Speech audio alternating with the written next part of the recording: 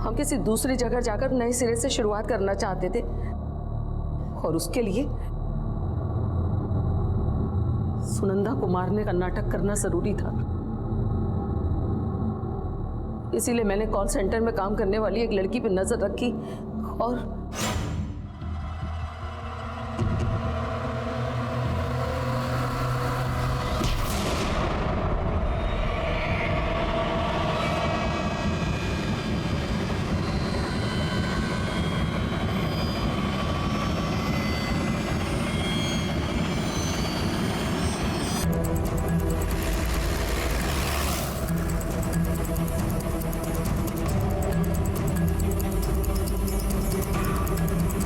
और सभी वही आदमी है जिसने न्यूज़पेपर में फोटो देखकर राखी को पहचाना था। अच्छा, ये राखी रहती कहाँ थी? सर उस घर में सर।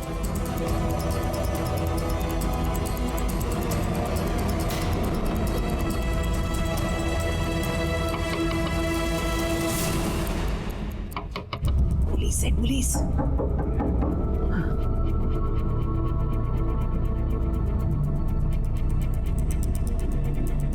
जी, हमें आपसे कुछ बात करनी है। आइए। हमें आपकी बहू राखी के बारे में एक इन्फॉर्मेशन देनी है। उसकी मौत हो चुकी है। क्या? जी। अब ये मर्डर है या उसने सुसाइड किया है, ये बात अभी तक कंफर्म नहीं हुई। अरे देवा, ये क्या हो गया? मेरा दिल घबरा रहा था, जरूर कुछ ना कुछ होगा। चली गई। देखिए, उसकी मौत से पहले उसके साथ काफी टॉर्चर हुआ है। काफी दिनों से उसे कुछ खाने को नहीं मिला था। ये आप क्या बात कर रहे हैं साहब? साहब, वो बहुत बीमार थी, मैंने अपने हाथों से उसका खाना खिलाया। भूख लगी है ना तुझे? खा, ये चूहा खा। लेकिन खाने में से उसका मन ही उड़ गया और ये ऐसा हो गया।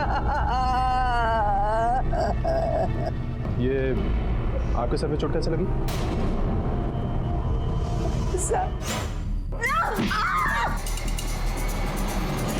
बाथरूम में गिर गई थी, इसने चोट लगी। शिंदे साहब, मुझे पूरा यकीन है कि ये औरत हमसे कुछ छुपा रही है। अगर इसने वाकई राखी के साथ कुछ किया है तो ये हमें कुछ बताएगी नहीं। एक काम करते हैं, इसके पड़ोसी से पूछताछ करते हैं। अरे साहब, एक नंबर के लालची लोग थे साहब। वो दहेज के नाम पर बेचारी पर बहुत अत्याचार करते हैं। उनके घर में रोज झगड़ा भी होता था साहब। अरे साहब, मैंने तो वीडियो भी बनाया है। ये देखिए, हर्षा ताई बेचारी को रोज मारती थी। आप लोगों के अंदर इतनी समझदारी है कि जब किसी औरत पे अत्याचार होता है तो आप उसका वीडियो बना लेती हैं, लेकिन इतनी समझदारी नहीं है कि पुलिस में इन्फॉर्म कर दें। नहीं साहब, समझ तो थी लेकिन मजबूरी थी। मजबूरी मतलब? हमने हर्षा ताई से कर्जा लिया है, अगर उनकी कंप्लेन कर देते तो पैसा वापस मांग लेती। साहब, वो अपने बहू को इतना मारती थी तो हमें भी जिंदा छोड़ती क्या?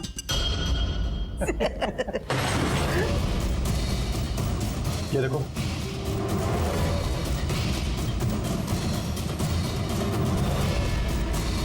दहेज तो तुम्हें नहीं मिला, लेकिन उसका इनाम मिलने का टाइम अब आ गया है और तुम्हारे जैसे लोगों को इनाम देने में हम कोई कंजूसी नहीं करेंगे।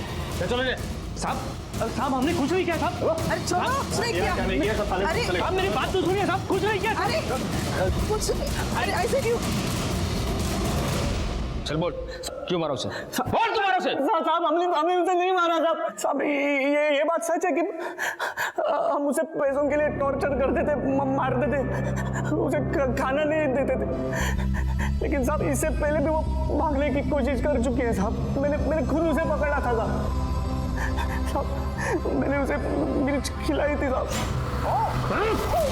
लेकिन जिस दिन हमें पता चला कि वो हमारे किसी काम की नहीं है, तब हमने सोचा कि उससे छुटकारा पाते हैं साहब। इसके पहले कि हम उसे कुछ कर पाए, वो खुद भाग गई थी साहब।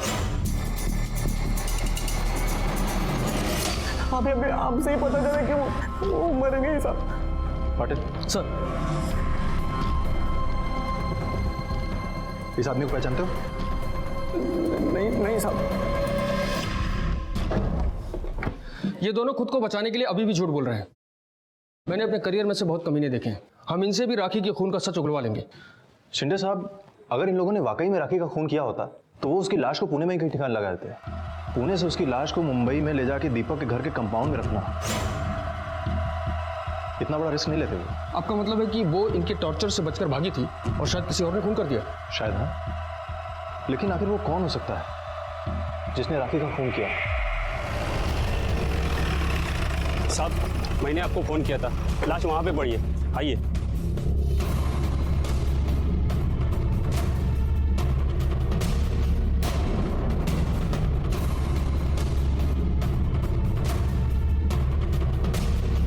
देशमुख, बॉडी पूरी तरह से जल चुकी है। इसे इसलिए जला गया होगा ताकि इसकी पहचान ना हो सके। आसपास देखो, कहीं कोई मोबाइल फोन, पर्स वगैरह मिलता है क्या? Yes sir. जरा तो मंगलसूत्र काढ़ो मैडम।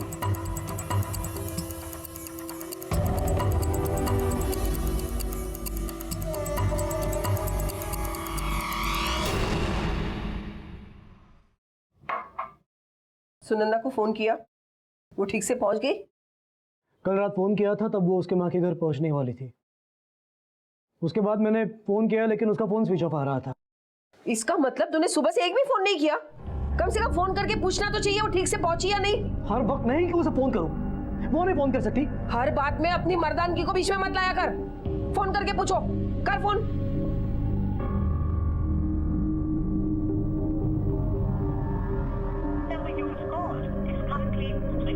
अभी भी उसका फोन स्विच ऑफ आ रहा है। हाँ तो ठीक है ना, उसके घर लैंडलाइन पे फोन करके पूछ।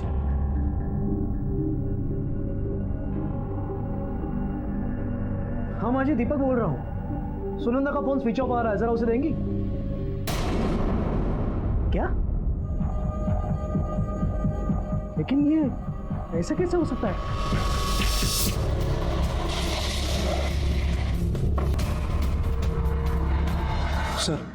सर, सुनंदा और मेरी बच्ची कल रात से गायब है।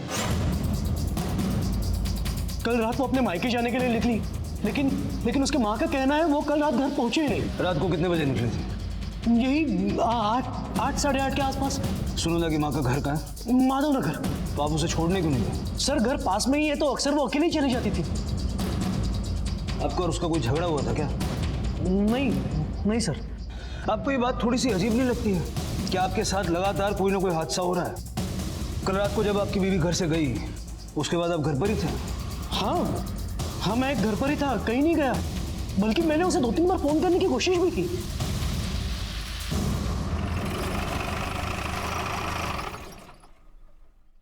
उसका फोन बंद आ रहा था। आपको पता था कि सुनंदा आपके पास आ रही है? जी हाँ, उसने फोन करके मुझे बताया था। तो जब सुनंदा आपके पास नहीं पहुंची तो आपको नहीं लगा कि दीपक को फोन करके पूछना चाहिए कि सुनंदा क्यों नहीं पहुंची? साहब, मैं उसका यहाँ घर पर इंतजार कर रही थी। वैसे भी मेरी तबीयत ठीक नहीं थी, मैंने दवाइयाँ ले रखी थी जिसकी वजह से मुझे बहुत गहरी नींद आ गई थी। लेकिन जब सुबह आँख खुली तो मैंने उसे तुरंत फोन लगाया, लेकिन उसका फोन बंद आ रहा था। साहब, मेरी बच्ची कहाँ चली गई होगी? आप उन्हें ढूंढ दीजिए। देखिए, आप घबराइए मत, उन्हें ढूंढने की हम पूरी कोशिश करेंगे। सर, सहकारवाड़ी में जिस लड़की की जली हुई लाश हमें मिली थी, ये रही उसकी पोस्टमार्टम रिपोर्ट। और रिपोर्ट के मुताबिक उस लड़की की मौत सर पर किसी भारी चीज से वार करने और काफी खून बह की वजह से हुई है। एक बात और सर, लड़की को मारने के बाद उसकी लाश को जलाया गया है।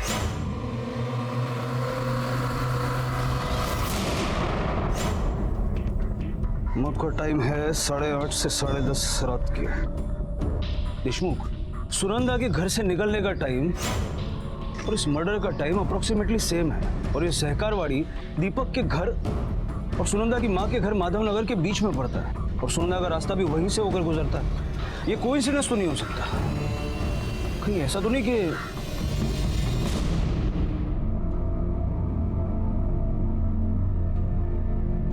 चाय। तुमने झूठ क्यों बोला? कौन सा झूठ? मैंने तुम्हें देखा है सुनंदा के घर के बाहर जाते ही तुम भी उसके पीछे बाहर निकले थे। वो तो मैं बस यूं ही टहलने के लिए गया था और 10 मिनट के बाद वापस भी आया।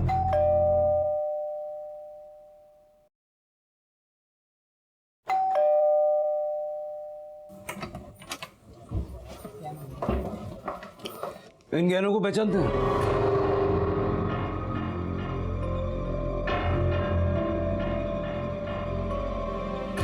ये तो सुनंदा के गहने हैं। सुनंदा का मुझे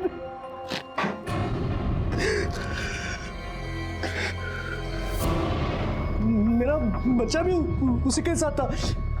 हाँ, मेरा बच्चा भी उसी के साथ था। कहाँ है वो? उसके बारे में अभी कुछ कह नहीं सकते, लेकिन हम उसे ढूंढने की पूरी कोशिश कर रहे हैं। एक बात समझ में नहीं आती, ये सारी मौतें आपके आसपास ही क्यों हो रही हैं? आपका कहना है कि ये सब मैं कर रहा हूँ या मेरी वजह से हो रहा है ये? देखिए, हम पहले से ही बहुत परेशान हैं और आप यहाँ आकर हमें और परेशान मत कीजिए।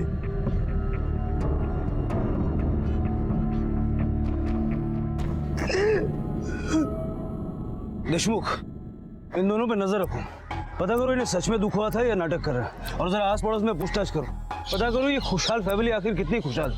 सर, पिछले कई दिनों से इस घर से झगड़े की आवाजें सुनाई दे रही थी बहुत। सुनंदा को शायद शक हो गए थे दीपक पे कि उसका कई बार चक्कर शुरू है, और हाँ, उसने पहले भी एक बार दीपक का चक्कर पकड़ा था, इसलिए वो दीपक पर विश्वास नहीं करती थी। और हाँ सर, ये दीपक जितना शक्ल से भोला दिखता है ना, उतना वो है नहीं, बहुत चैप्टर है वो। सर, दीपक के पड़ोसियों से मिली जानकारी से तो ऐसा लगता है कि वो सुनंदा का खून कर सकता है। उस एक्स्ट्रा मैरिटल अफेयर की वजह से? देशमुख, अगर उसे सुनंदा को मार के उसकी लाश को जला के सुनंदा की पहचान मिटानी थी तो उसके गहने क्यों पहचानता? सर, ये केस उतना सीधा लगता नहीं है जितना हम समझ रहे हैं। एक बात और सर, हालांकि इस बात का उस केस से कोई लेना देना तो नहीं है, पर मुझे कुछ अजीब सा लगा। सर, कल रात को एक औरत आई थी यहाँ पुलिस स्टेशन में। साहब सुनो ना साहब, मेरी बेटी कल से गायब है साहब। कॉल सेंटर की नौकरी पर गई थी, अब तक वापस ही नहीं आई। बहुत चिंता हो रही है उसकी। आप घबराइए मत, आप हमें उसका नाम, कॉल सेंटर का एड्रेस, उसका मोबाइल नंबर दे दीजिए। जैसे कुछ पता चलेगा हम आपको बता देंगे। जी सब, ये फोटो उसकी सब। उस लड़की का नाम मनीषा है। सर, मैंने उस लड़की के कॉल रिकॉर्ड्स और मोबाइल लोकेशन मंगवाए थे, और सर इसके मुताबिक मनीषा के मोबाइल की लोकेशन कल रात को 9 बजे सहकारवाड़ी दिखा रहा है, और मनीषा इसी रास्ते से कॉल सेंटर आती जाती थी। ये देखिए सर।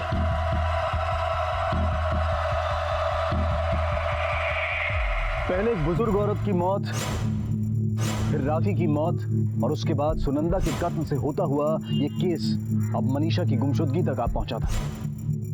चौंकाने वाली बात यह थी कि बाहर से देखा जाए तो किसी का किसी के साथ कोई संबंध पुलिस को नहीं मिला था, लेकिन क्या वाकई में सुनंदा की हत्या और मनीषा के गायब होने का आपस में कोई संबंध नहीं था? और अगर था तो ये संबंध क्या हो सकता था? साहब, मेरी बेटी मनीषा का कुछ पता चला क्या साहब? देखिए, फिलहाल तो पता नहीं चला, पर चल जाएगा। अच्छा, ये आप इन दोनों को जानती हैं? नहीं साहब, मैंने कभी नहीं देखा इन दोनों को साहब। शायद मनीषा जानती हूँ, उसके दोस्त वगैरह हों। नहीं साहब, मनीषा के सभी दोस्तों को मैं अच्छे से जानती हूँ साहब। इन दोनों को तो पहले कभी नहीं देखा साहब। कौन है साहब ये दोनों? अजीब बात है देशमुख, हमें मिलने वाली हर लीड दीपक की तरफ इशारा कर रही है, लेकिन राखी के साथ या मनीषा के साथ उसका कोई भी कनेक्शन हमें नहीं मिला, और ना ही अब तक हमें उसके बच्चे के बारे में कोई लीड मिली है। सर, ऐसा भी तो हो सकता है कि दीपक सुनंदा से छुटकारा पाना चाहता हो, या उसने खुद ही सुनंदा को ठिकाने लगा दिया, या उसकी सुपारी दी हो। नहीं देशमुख, जिस तरह उसके घर के बाहर लाश मिली है, मुझे नहीं लगता कि वो इतनी हिम्मत करेगा, और हमारे लिए सबसे पहले ये पता लगाना जरूरी है कि उसका बच्चा कहाँ है। ये जो जली हुई लाश हमें मिली है वो किसकी है? एक काम करो, सुनंदा की माँ अनुपमा और मनीषा की माँ पार्वती, दोनों का डीएनए सैंपल लो और बॉडी के साथ मैच करके देखो। Yes sir.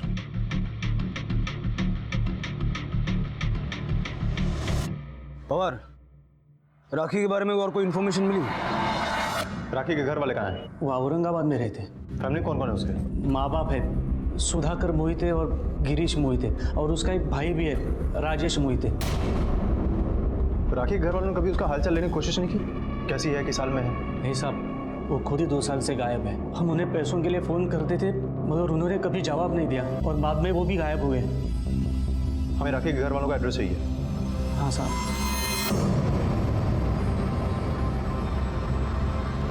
Hello sir. Sir, राखी के माँ बाप का पता चल गया है, वो औरंगाबाद में रहते हैं। हाँ सर। सर, मुझे भी ऐसा लगता है शायद वहाँ से कोई लीड मिले। ठीक है सर। शिंदे सर, अब हमें औरंगाबाद जाना होगा।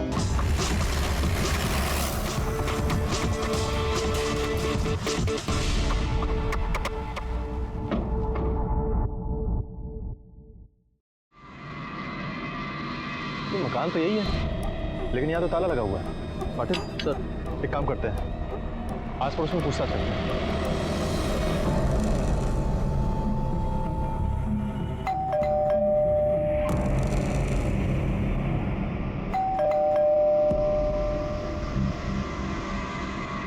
लगता है घर पे कोई नहीं है। सुनिए। जी सर। बता सकते हैं कहाँ गए हैं? ये तो पता नहीं कहाँ गई, पर हाँ आज सुबह ही पूरा सामान लेकर कहीं चली गई। ठीक है, आप जाइए। हाँ पवार। सर, सुनंदा की माँ आज सुबह सामान लेकर कहीं चली गई है। घर पर ताला लगा हुआ है। पवार, जितनी जल्दी हो सके पता करो कहाँ गई है। Yes sir. पाटिल सर। देखो अंदर कोई है तो बुला के ला। जी सर।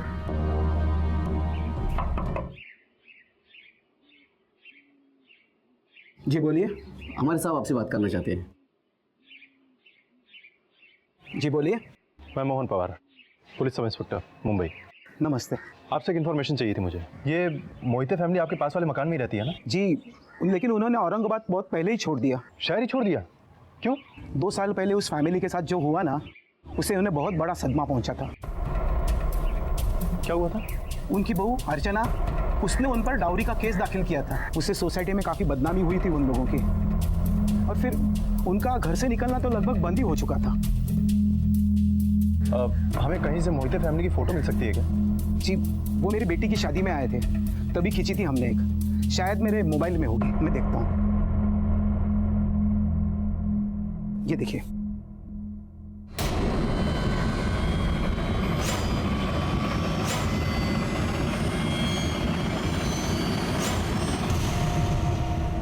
क्या आप हमें अपनी बेटी की शादी की एल्बम दिखा सकते हैं? जी, वो मेरे घर पर ही है। आप चलिए ना, कुछ चाय ठंडा। नहीं प्लीज़, आप एल्बम ले आइए। जी।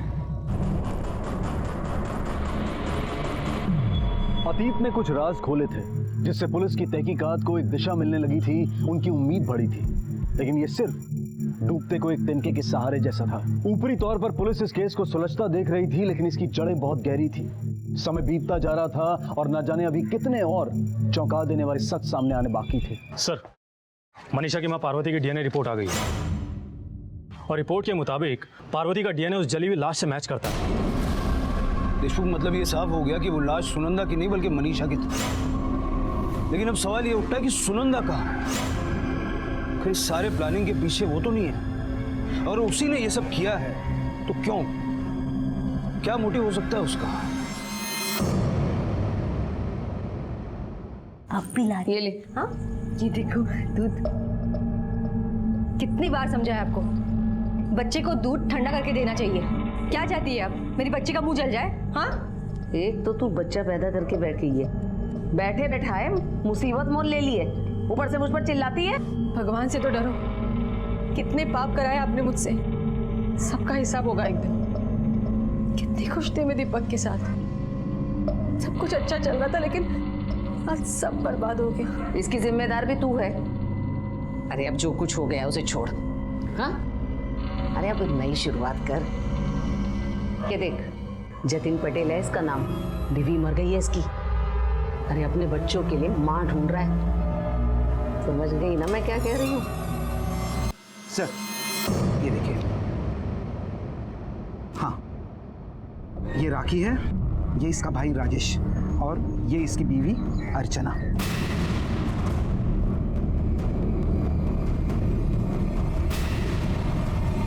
मतलब सुनंदा राखी की भाभी है? मैं इसकी एक फोटो ले सकता हूँ? जी।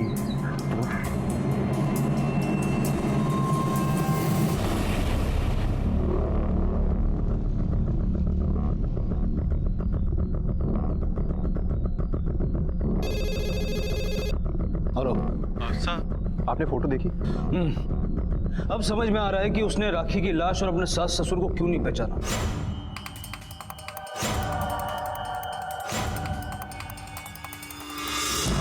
मैं उन दोनों के बारे में कुछ नहीं जानती सर। क्योंकि इसके पीछे सुनंदा की कोई बहुत बड़ी प्लानिंग थी।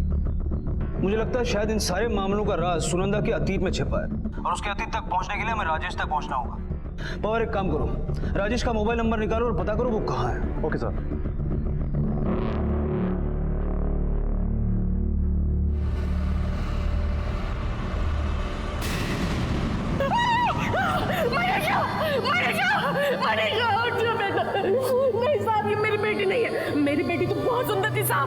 साहब ये मेरी बेटी नहीं है। मेरी बच्ची को क्यों जला दिया? चलिए। नहीं, मैं छोड़ के नहीं जाऊंगी। मनीषा, छोड़।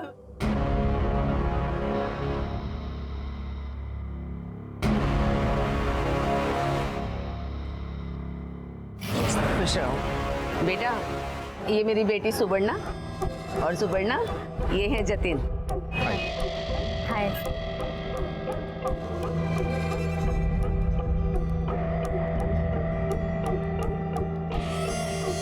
बेटा, मैं और सुवर्णा ही एक दूसरे का सहारा है। हम लोगों का कोई नहीं है दुनिया में हमारे सिवा। वैसे मेरी सुवर्णा बहुत ही समझदार है, पर बहुत सीधी भी है। दुनियादारी नहीं समझती। मुझे तो हमेशा इस बात की चिंता लगी रहती है कि किसी अच्छे से इंसान से इसकी शादी हो जाए। समझो आपकी सारी चिंताएं आज से खत्म हो गई। मुझे सुवर्णा पसंद है। मैं तैयार हूँ इस शादी के लिए। सर, हमने सुनंदा और उसकी माँ का फोटो महाराष्ट्र के सभी पुलिस स्टेशन में भेज दिए। देशमुख, सिर्फ महाराष्ट्र नहीं बल्कि सारे स्टेट्स में उसकी फोटो सर्कुलेट करवाओ। सारे न्यूज चैनल्स और न्यूज़पेपर्स पे भी छपवाओ। ये दोनों जल्द से जल्द हमारी कस्टडी में होनी चाहिए। Yes sir. सर, राजेश का नंबर ट्रेस हुआ है, वो अभी सातारा में है। सातारा?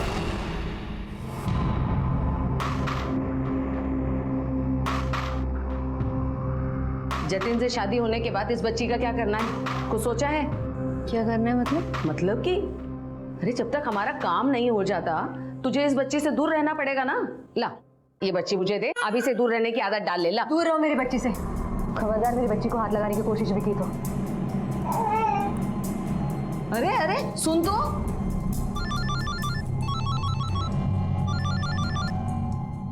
जय श्री कृष्ण माँ जी, जतिन बोल रहा हूँ। सुवर्णा से बात हो सकती है? सुवर्णा बेटा, सुवर्णा तो नहाने गई हुई है। एक बहुत अच्छी खबर थी, सोचा था सबसे पहले सुवर्णा को बोल दूं। उसे कहना कि मेरी पंडित जी से बात हो गई है, उन्होंने दिसंबर की तारीख निकाली है।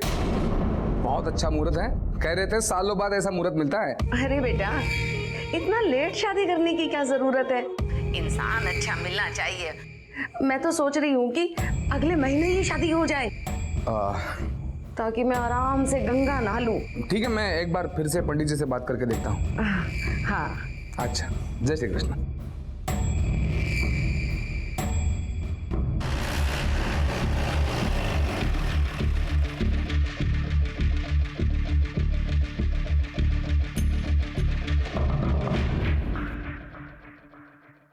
जी कहिए।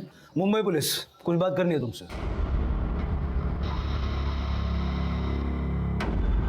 अरे वाह, आप भी यही हैं? आपको तो हम कब से ढूंढ रहे हैं। चलिए अच्छा है, पहले आपके बेटे से बात करते हैं, फिर आपसे बात करते हैं।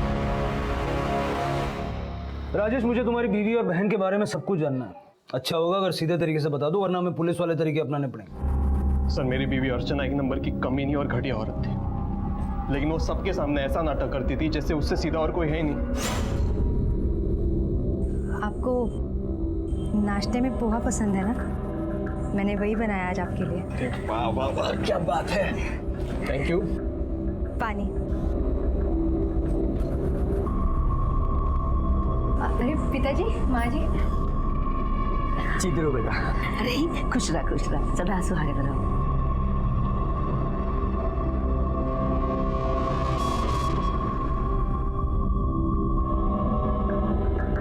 अरे माँ जी, ये क्या कर रही है आप? दीजिए, मैं करती हूँ। अरे नहीं, मैं कर लूंगी। जाओ तुम जाके आराम करो। मेरे होते हुए आप कैसे काम कर सकती है? मुझे बिल्कुल पसंद नहीं आएगा।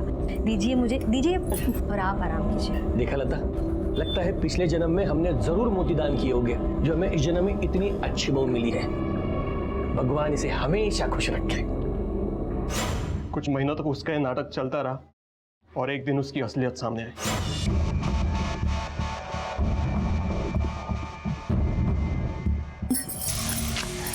क्या कर रही हो ये? कुछ नहीं, वो एक सोने का हार बहुत सुंदर सा था, पसंद आया था, वो लेने के लिए पैसे ले रही थी। अच्छा, ये पैसे गोल्ड के नेकलेस के लिए नहीं रखे, इमरजेंसी के लिए रखे। इन्हें गलती से भी खर्च मत करना। बजोड़ो।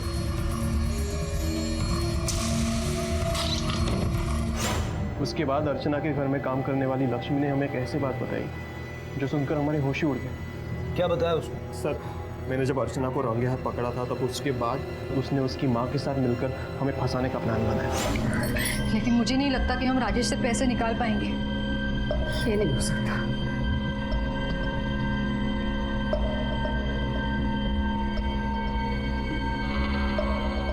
अर्चना, हाँ,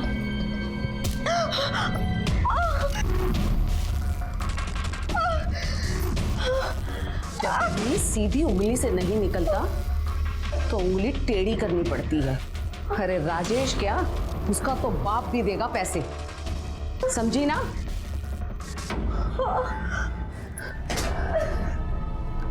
लक्ष्मी, ओ लक्ष्मी, कहाँ है? जल्दी आ। देख लक्ष्मी, देख राजेश और उसके घर वालों ने मेरी बेटी का क्या हाल किया है। कितनी बुरी तरह मारा है। लक्ष्मी मेरी मदद कर, मुझे कुछ समझ में नहीं आ रहा। अब तो मुझे राजेश से अपनी बेटी को छुटकारा दिलाना ही पड़ेगा। मैडम जी, मदद कीजिए ना हमारी।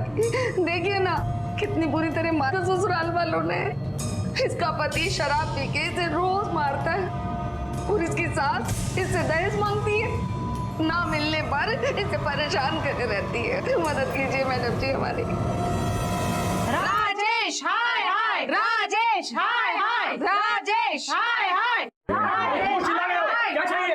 राजेश हाय। अरे कहाँ घुस रहे आप लोग? राजेश हाय हाय, राजेश हाय हाय। वो क्या है? क्या क्या हो रहा है यहाँ पर? क्यों चिल्ला रहे हो? सर क्या हुआ? आपकी बीवी ने आपके खिलाफ घरेलू हिंसा की कंप्लेंट की है। आपको हमारे साथ थाने चलना होगा। सर ऐसा कुछ भी हुआ नहीं, ये झूठ बोल रही है। झूठ वो नहीं, तुम बोल रहे हो। कोई अपने आप को इतनी बुरी तरह से मार सकता है क्या? देख लो। बेटा ऐसा मत करो। ऐसा क्यों कर रही हो तुम? मैं तुम्हारे आगे हाथ जोड़ती हूँ, पैर पड़ती हूँ तुम्हारे। तुम जानती हो मैंने आज तक तुम्हें कभी बहू नहीं, अपनी बेटी समझ के रखा है। हाँ, बेटी समझती है। देख रही हो बहनों, देख रही हो ना? अरे मेरी बेटी का सर फोड़ कर कैसा नाटक कर रही है। क्या बोल रही है? एक मिनट सर, क्या हो रहा है? देखिए, आप लोग कानून को हाथ में मत लीजिए और हमें अपनी कार्रवाई करने दीजिए। चलिए आप हमारे साथ। मेरी बात मानिए, ये झूठ बोल रहे, दोनों माँ बेटी झूठ बोल रहे। अरे ये क्या हो रहा है?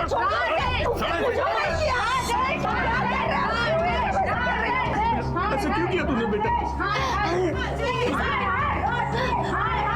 राजेश, तुम भी कहीं तरह करा ना।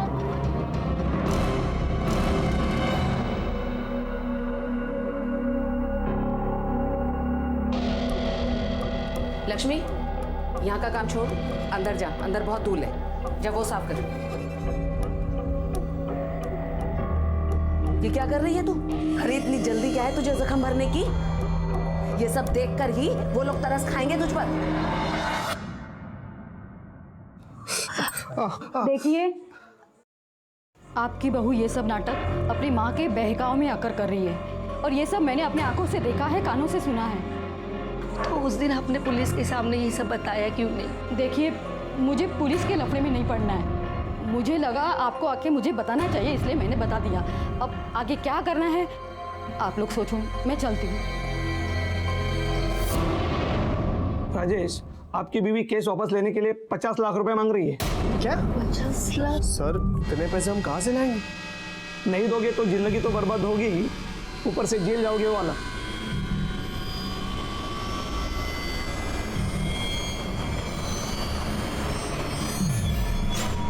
पैसा देने के बाद भी उन्होंने केस वापस नहीं लिया। फिर कुछ दिन बाद अर्चना और उसकी माँ कहीं गायब हो गई। औरंगाबाद में हमारी इतनी बदनामी हो चुकी थी कि हमें वो शहर ही छोड़ना पड़ा। सर, मैं सब कुछ भूलना चाहता था, एक नई जिंदगी की शुरुआत करना चाहता था, लेकिन आई बाबा का अर्चना के ऊपर का गुस्सा ही कम नहीं हो रहा। फिर एक दिन हमारे किसी रिश्तेदार ने कहा कि अर्चना मुंबई में है और वहाँ उसने दूसरी शादी कर ली। मैंने इस बात का अनसुना कर दिया, लेकिन मेरे माँ बाप अर्चना को सबक सिखाने और उससे बदला लेने मुंबई चले गए। अर्चना को फंसाने के लिए जानबूझकर मेरी आई उसके गाड़ी के सामने आ गई, जहाँ उनकी मौत हो गई। और कुछ दिन बाद पता चला कि अर्चना की भी मौत हो गई। और फिर मेरे बाबा भागकर मेरे पास आ गए। और राखी के साथ क्या हुआ? सर, हमें पता था उसका पति और सास उसको दहेज के लिए बहुत परेशान कर रहे हैं। दादा प्लीज मुझे यहाँ से ले चलो दादा। दादा ये लोग मुझसे दिन रात पैसे मांगते हैं। दादा इन्हें और दहेज चाहिए। जैसे ही इंतजाम हो जाएगा मैं सारे पैसे दे दूंगा उनको, फिर कोई तुझे कुछ नहीं कहेगा। दादा प्लीज मुझे यहाँ से ले चलो दादा, नहीं तो मैं खुद भाग जाऊंगी दादा। फिर भागेगी? भागेगी? यहाँ से भागेगी तू? हेलो हेलो हेलो राखी, भागने की जरा भी कोशिश की ना तो तेरी ऐसी बदनामी करूंगी ना, तुझे और तेरे परिवार के पास मरने के अलावा कोई भी चारा नहीं बचेगा, समझे?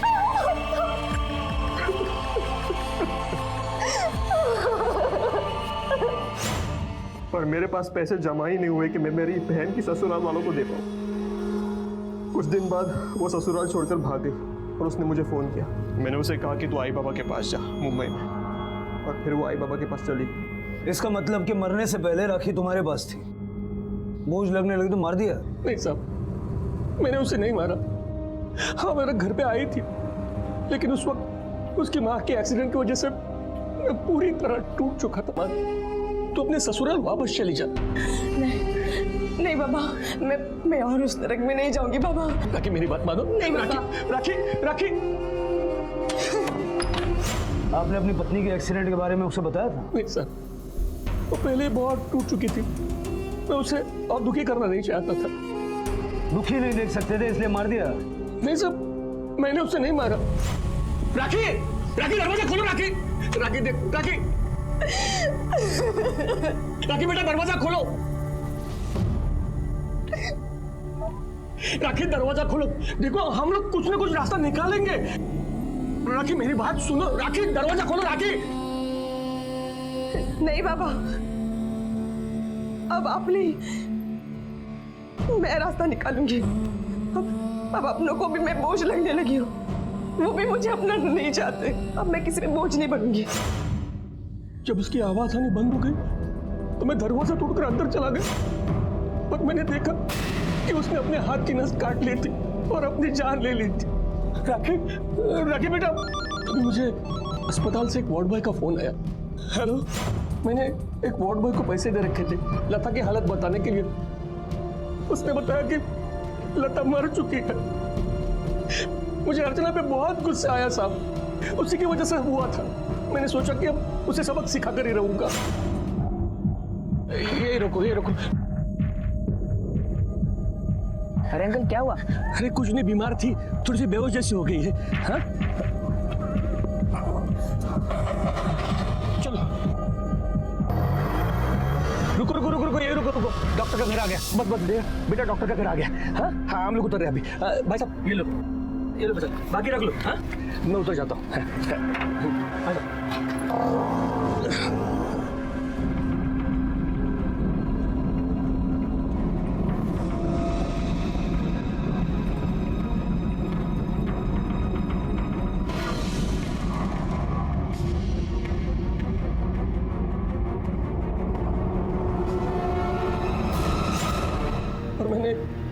अर्चना से बदला लेने के लिए ये सब कुछ किया।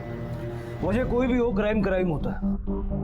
किसी को आत्महत्या करने के लिए मजबूर करना, सबूतों को मिटा देना, पुलिस को गुमराह करना, ये सब क्राइम है और उसके लिए सजा तो भुगतनी पड़ी। चले बैठो। देशमुख। Yes sir. राखी का केस तो सॉल्व हो गया। अब हमें सुनंदा को जल्द से जल्द पकड़ना होगा, क्योंकि वो अभी एक क्रिमिनल है और मनीषा का कातिल भी अब तक पकड़ा नहीं गया। Yes sir. पर आखिरकार पुलिस ने राखी की मौत की गुत्थी सुलझा ही ली। अब अगली चुनौती ये थी कि सुनंदा, उसकी बच्ची और अनुपमा कहाँ थे, और क्या मनीषा के कत्ल से इनका कोई ताल्लुक था या नहीं, और अगर था तो क्या मकसद हो सकता था इस कत्ल का।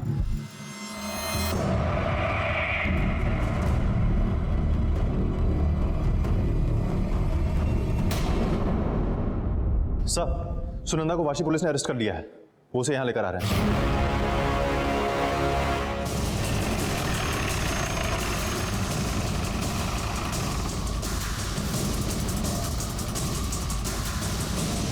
वाशी पुलिस को फोन आपने किया था?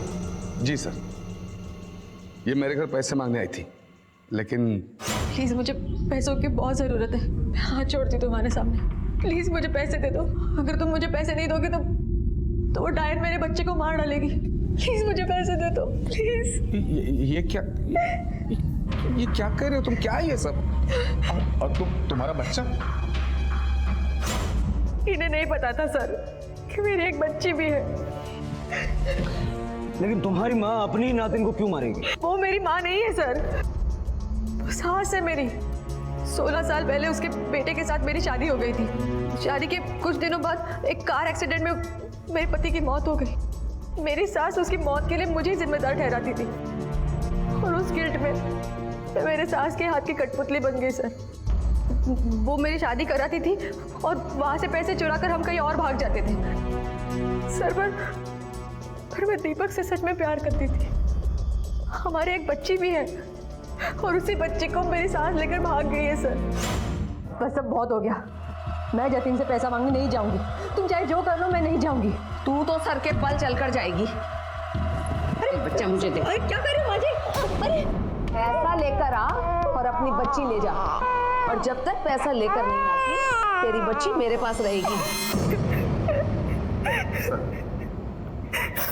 जब इसने ये सब मुझे बताया तो मुझे लगा कि मुझे पुलिस को फोन करना चाहिए। अगर ये उस औरत के साथ होती तो मुझे फोन करने नहीं देती। मुझे लगता है ये सच बोल रही है सर। इसकी बच्ची को ढूंढिए प्लीज।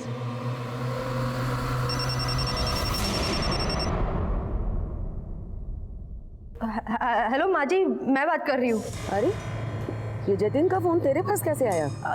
जी वो माँ जी, जतिन पैसे देने के लिए तैयार ही नहीं हो रहा था। मैंने उसे मार डाला और उसका फोन उठा ले आई ताकि मैं आपसे बात कर सकूं। माँ जी कहाँ है आप? और मेरी बच्ची कैसी है? बंद कर ये झूठी कहानी बनाना। मैंने तुझे और जतिन को पुलिस के साथ देखा है। और शयानी बन रही है ना तू, है ना? अब देख मैं तेरी इस बच्ची का क्या हाल करती हूँ। अरे बाजार में बिठाऊंगी इसे। जितना नुकसान तूने मेरा किया है ना, एक एक पाई वसूल करूंगी इससे। माँ जी मेरी बात सुनिए। हेलो हेलो माँ जी मेरी बच्ची। माँ जी देशमुख, इसका मोबाइल ट्रैकिंग पे डालो। Yes sir.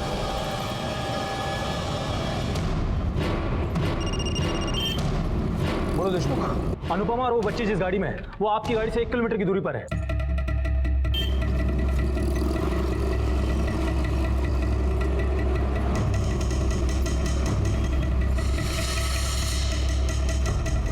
सर 500 मीटर की दूरी पर है वो गाड़ी। सर राइट लीजिए। राइट आगे से right. Sir first left.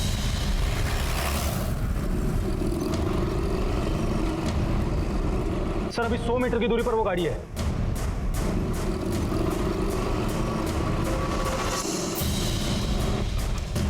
Sir 20 metre की दूरी पर आपकी गाड़ी के सामने जो गाड़ी है उसी में ही अनुपमा और वो बच्ची है। रिक्शा लगा।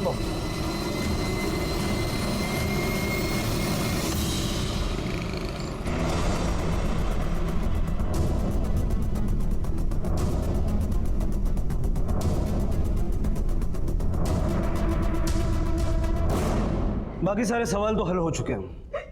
अब तू बस ये बता, मनीषा को क्यों मारा? आराम से बता देगी तो अच्छा होगा। जब सुनंदा ने मुझे बताया कि राजेश की फैमिली हमारा पीछा कर रही है तो हमने भागने का फैसला किया। हम किसी दूसरी जगह जाकर नए सिरे से शुरुआत करना चाहते थे और उसके लिए सुनंदा को मारने का नाटक करना जरूरी था। इसीलिए मैंने कॉल सेंटर में काम करने वाली एक लड़की पर नजर रखी और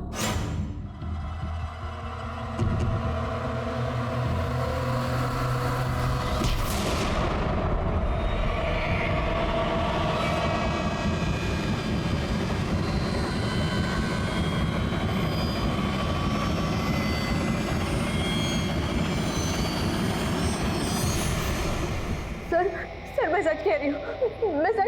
मैं नहीं जानती थी कि इसने किसी लड़की का खून भी किया है। मनीषा के खून के बारे में नहीं जानती थी, लेकिन बाकी के सारे क्राइम तो तूने इसके साथ मिलके किए ना। डर के करो या मजबूरी में, क्राइम होता है। ये तो सारी उम्र जेल में काटेगी। अब सजा तुझे भी भुगतनी पड़ेगी। और कुछ अंदाजा है? ये बच्ची जो तुम दोनों के बीच में पिस गई, जिसका कोई कसूर नहीं,